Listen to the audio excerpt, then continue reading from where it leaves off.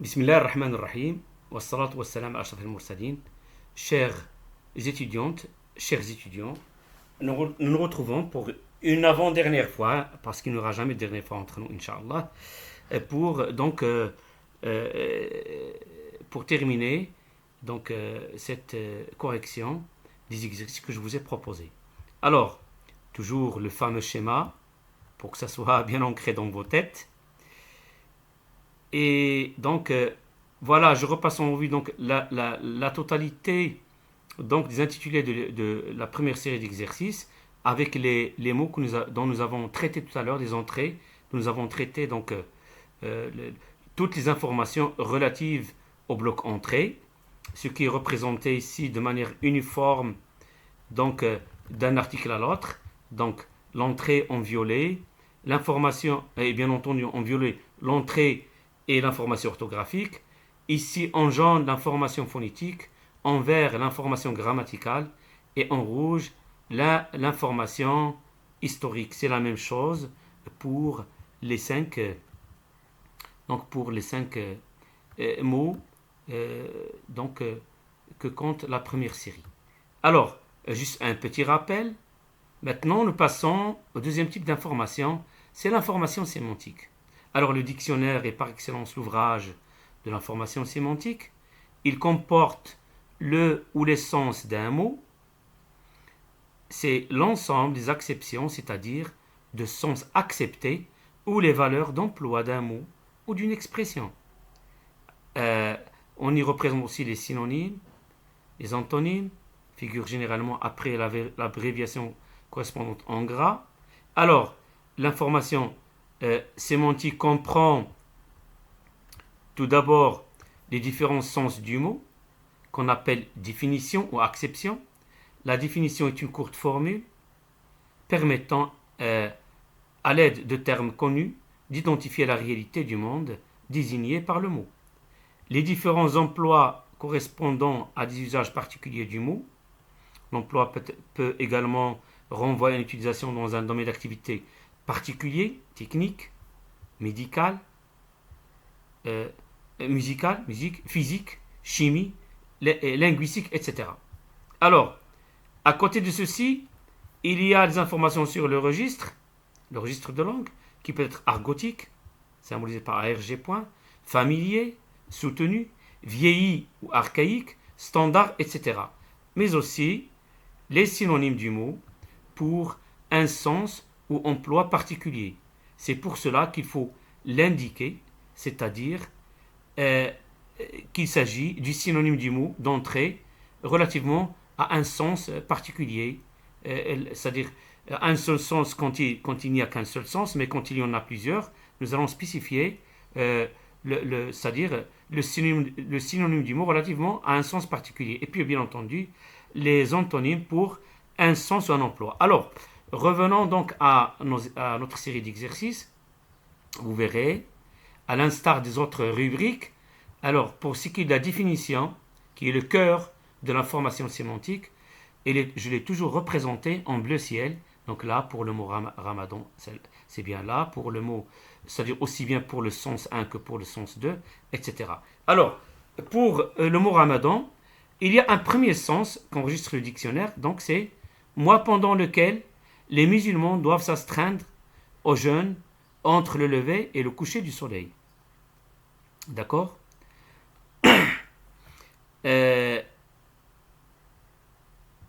Il y a un deuxième sens, c'est-à-dire figuré ou familier, avec reprise. Là, c'est juste une information supplémentaire pour mieux éclairer notre lanterne à ce sujet, avec reprise de la prononciation arabe et le changement de graphie qu'il nécessite, c'est-à-dire Ramadan, ça vient de Ramadan.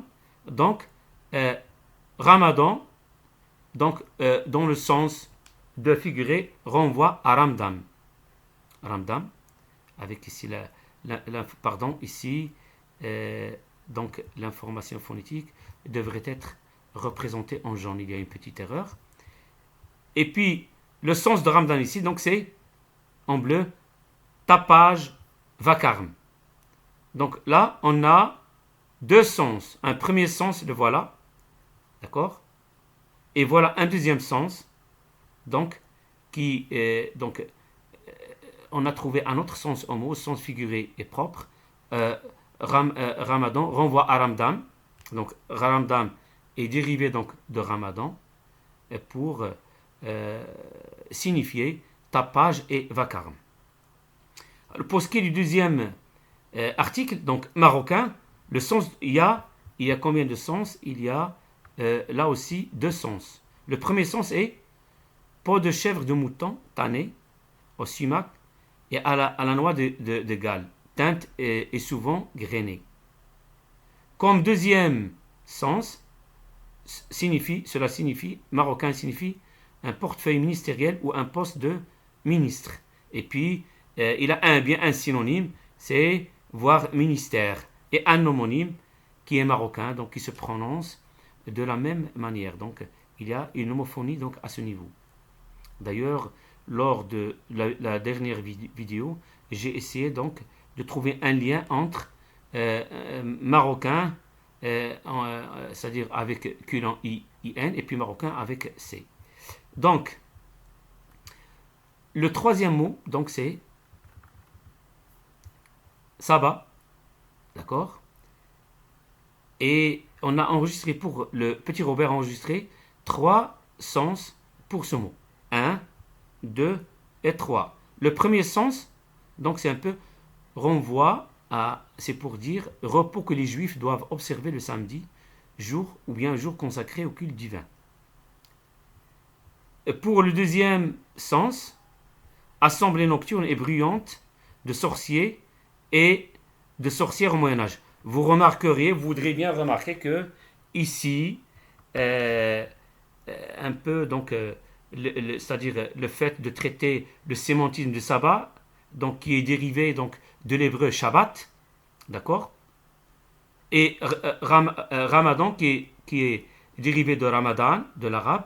Ici, le lexicographe a pris la peine de, par respect aux personnes donc de confession hébraïque, il a pris la peine de signifier, c'est comme pour s'excuser par une interprétation malveillante des chrétiens.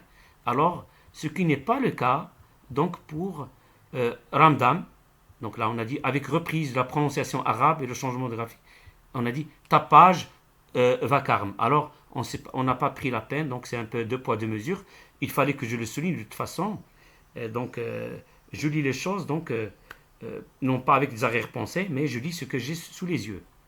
Le troisième sens, donc il relève donc du 14e et du 15e siècle, c'est danse, agitation frénétique. D'accord? Et qui renvoie donc à un autre sens, c'est-à-dire familier, un bruit d'enfer. Et donc ce mot, c'est-à-dire le mot sabbat, selon le troisième sens, a un autre synonyme, c'est chahut, tapage. Alors, je passe donc aux autres mots. Structuralisme. Donc là il n'y a le petit Robin n'en donne qu'un sens. Donc c'est un sens didactique. Théorie selon laquelle l'étude d'une catégorie de faits doit envisager principalement les structures. Donc c'est clair. Et puis le dernier donc article avec l'entrée amant-amante. Donc le premier sens, là aussi le dictionnaire, le petit Robert a enregistré donc 3 sens. Donc le premier sens, donc ici que le nom soit masculin ou féminin, donc c'est personne qui aime d'amour et qui est aimé. Voire comme synonyme amoureux, soupirant, etc. Le deuxième sens, qui date du XIIe siècle, donc c'est homme qui a des relations sexuelles avec une femme à laquelle il n'est pas marié. Vous auriez bien remarqué que ce qui était valable au XIIe siècle pour une culture, donc, je ne sais pas, occidentale, pourrait être d'actualité dans d'autres cultures. Alors, le troisième sens, donc, vous remarquez ici, dans le sens, donc, L-I de T, accent aigu, donc R. donc ici littéraire, donc qui désigne donc un mot, qui veut dire qu'un mot qui n'est pas d'usage familier, qui s'emploie surtout dans les langues écrites, élégantes. D'accord. Ce mot donc a généralement des synonymes d'emploi donc plus courants. D'accord. À distinguer de LI de T, qui est un terme plutôt didactique qui renvoie aux études littéraires. Ceci dit, donc, en vertu de ce que je viens de dire, et relativement au troisième sens, le mot amant, amante renvoie à une personne éprise de quelque chose et à un homonyme qui est, amant et qui est dérivé de l'arabe, donc aman. Alors, vous aurez remarqué que pour tous les sens que nous avons vus, que nous avons passés en revue, le mot vedette ici, ramadan, ramdan, marocain, sabbat, structuralisme et amant, amante, n'est pas repris dans aucune définition. Vous allez revoir un peu à tête reposée donc ces différentes définitions donc colorées en bleu. Le mot vedette n'y figure pas. D'accord. Le mot vedette, le mot que nous cherchons à définir, d'accord, dont nous cherchons le sémantisme, ne figure jamais dans une définition. Ça, c'est la règle. D'accord. Le mot vedette que nous cherchons à définir ne devrait jamais figurer dans la définition. Sinon, ça ne marchera pas. Donc, sinon, la définition restera donc obscure et ambiguë. Alors, je passe à une autre rubrique, donc comprise dans l'information sémantique, c'est un peu l'exemple. Et l'exemple, donc, met le mot en situation, il le contextualise.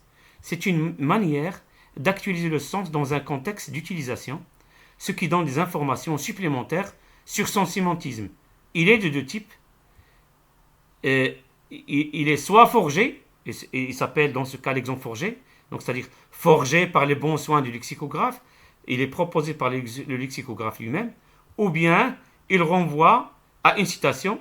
Dans ce cas, c'est un exemple, c'est un usage emprunté à un auteur ou une autorité intellectuelle connue et reconnue. Il est représenté obligatoirement entre guillemets avec sa référence, généralement le nom de l'auteur, donc en moins. Nous allons revoir tout cela. Alors, l'exemple complète la définition dans un dictionnaire. D'accord. Mais l'exemple ne peut jamais remplacer la définition, car il donne un sens dans un contexte déterminé de la définition. Et ceci donc réduit l'éventail donc des usages donc du mot en question. Alors, l'exemple atteste de manière concrète ce que le lexicographe exprime par la définition. On dit que l'exemple actualise l'usage d'un mot dans un contexte précis. L'exemple forgé correspond à un emploi représentatif d'utilisation courante d'un mot dans une langue. C'est normal, donc représentatif, parce que si nous voulons donner libre cours à notre imagination, donc pour illustrer un peu l'usage des mots que nous cherchons à définir, les usages donc vraiment sont innombrables, et donc en fin de compte le lexicographe donc se résout à en choisir, c'est-à-dire un ou des emplois les plus représentatifs. La citation, elle, met en valeur une utilisation personnelle, comme nous avons dit, et un modèle supérieur de l'emploi d'un mot, supérieur car émanant d'une personnalité scientifique, littéraire, politique ou autre, bien connue.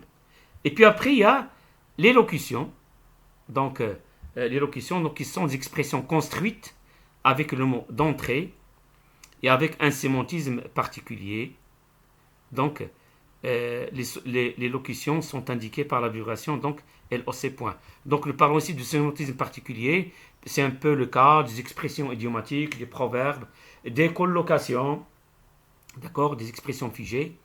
C'est-à-dire dans l'ensemble, donc expression figée, donc c'est un ensemble donc construit donc, c'est en bloc, donc qu'on ne peut, c'est-à-dire dont les éléments ne peuvent être séparés, et puis aussi dont le sémantisme se déduit donc de l'ensemble et non de la somme donc des sémantismes, des éléments constituant donc la locution ou ce bloc donc qui est figé. Et puis nous avons les renvois précédés donc par l'abréviation CF, donc conféré. Il s'agit d'une invitation à aller chercher plus d'informations dans un autre article de dictionnaire consacré à une autre entrée qui se rapproche sémantiquement de celle objet de l'article. Et puis bien entendu, il y a les mots dérivés de l'entrée. Ce sont des mots ayant le même radical que le mot d'entrée. Exemple casserole, casserolet, voir l'exemple du premier cours que je vous ai soumis donc, dans le premier cours.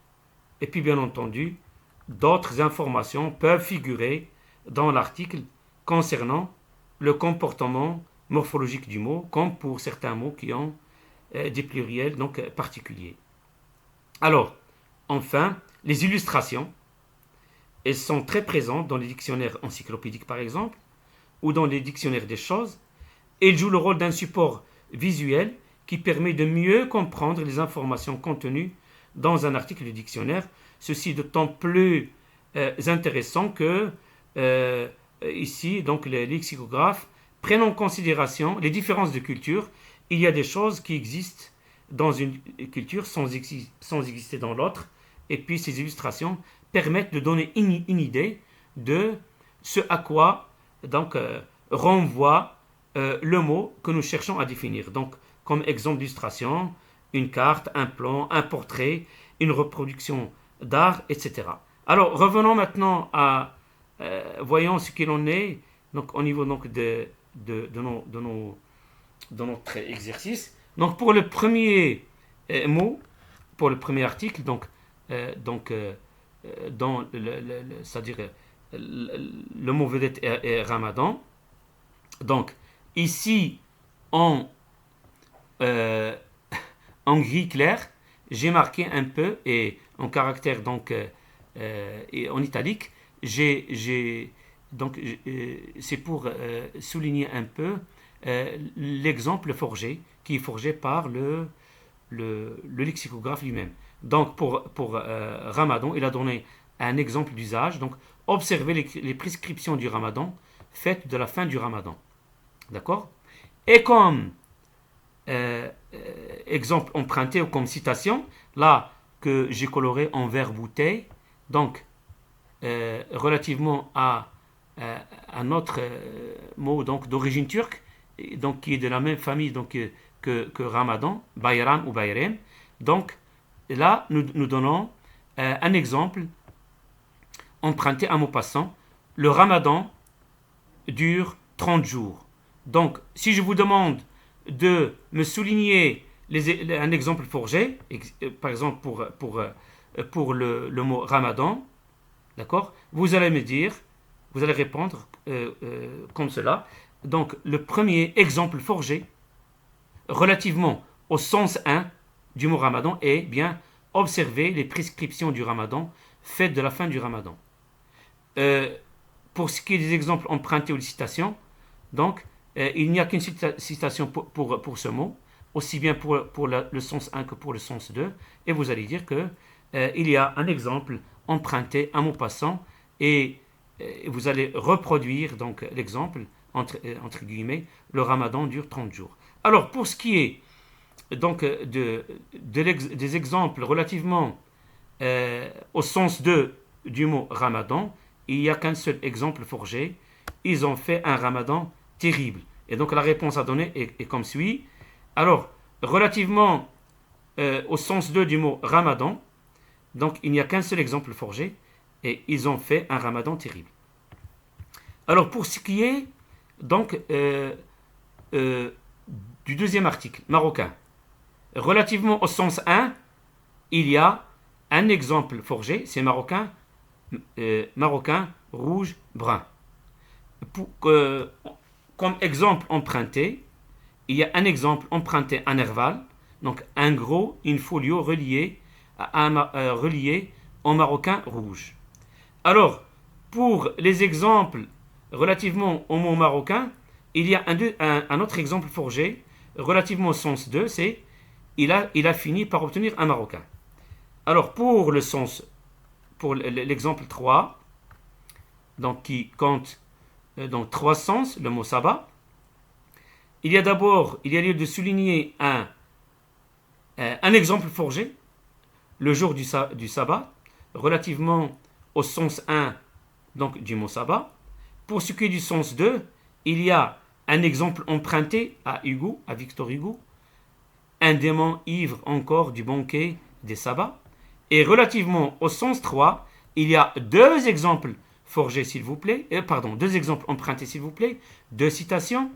Donc la première, c'est emprunté à Rimbaud, je danse le sabbat dans une rouge clairière avec des vieilles et des enfants.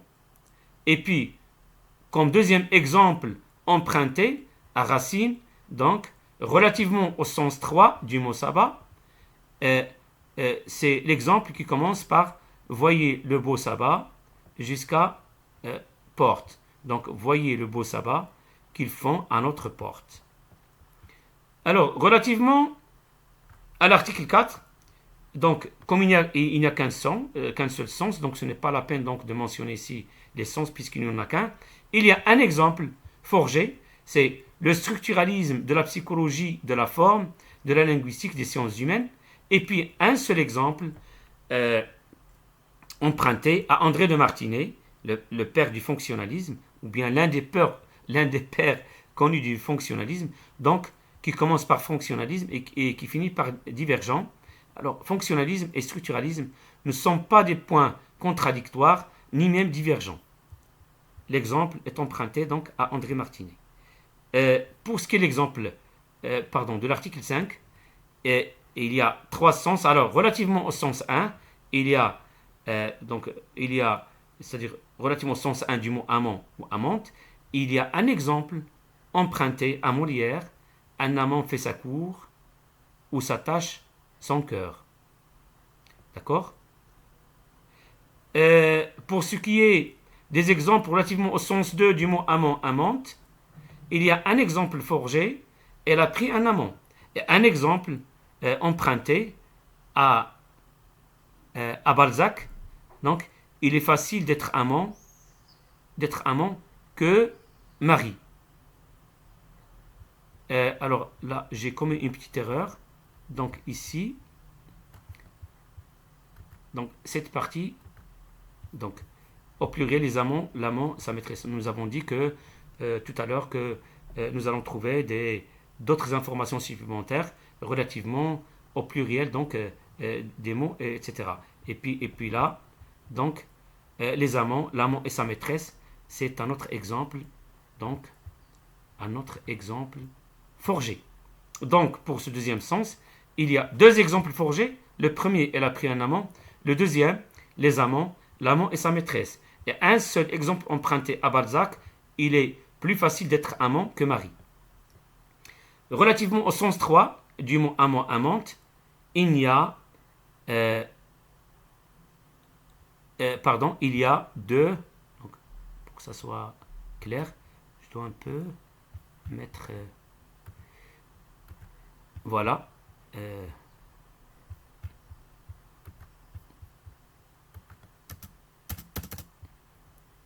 Un peu une séparation entre les deux. Ça marche? Ouais, voilà. Alors, relativement au sens 3 du mot amant, amante, il y a deux exemples empruntés. Le premier à Hugo, l'amant de la gloire, et le deuxième est emprunté à Alfred de Musset, les amants de la nuit, des lacs, des cascatelles. Alors, voilà ce que je peux dire donc pour cette deuxième vidéo. Essayez de reprendre tout ça à tête reposée. Et donc, vous avez une autre série d'exercices que je vous ai précisé dans la dernière vidéo. Donc, essayez de les faire. Et je reste à votre entière disposition pendant tout l'été. Donc, du mieux que je peux, à intervalles de temps réguliers. Donc, pour pouvoir un peu combler donc ce vide donc causé par cette pandémie. Et puis nous prendrons en considération les difficultés des uns et des autres. Alors vous avez à votre disposition mes deux adresses électroniques à trouver donc sur la plateforme de notre faculté, la faculté des sciences humaines. Vous avez aussi des groupes, Facebook, donc la maison du sociolinguiste en l'occurrence, pour que nous puissions nous y retrouver. Je vous souhaite bon courage et à très bientôt. Merci beaucoup.